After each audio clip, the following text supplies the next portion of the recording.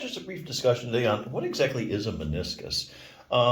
So begin with briefly, this is looking at your right knee from the front, okay? And here's your kneecap, also known as the patella. And this is your femur, and that's your tibia, okay? Your upper thigh bone, and then your lower leg bone. Now, even though the ends of the tibia and femur, these two bones here, are coated with this super slick articular cartilage that helps them move smoothly upon one another, you can see looking back at figure 6 that the ends of the two bones are shaped very differently from each other. Not exactly what you call a perfect fit, okay?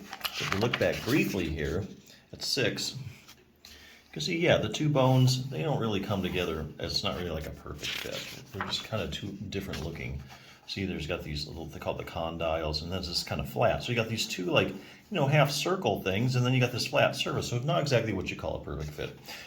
So in order to help this situation, there are two little structures in between the two bones called the medial meniscus and the lateral meniscus, as we mentioned earlier. Here's what they look like sitting in your knee joint. Here's your lateral, or the one that's out to the side, and here's your medial meniscus. Since the upper bone of the knee, the femur, has two round parts that sit directly on the flatter tibia bone, you can see how the medial and lateral ligaments really help improve the fit between the two bones.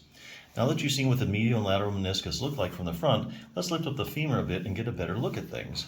Here, if you kind of pulled your knee apart, what you'd see, the medial meniscus and the lateral meniscus. Okay, here again, there's your kneecap for reference.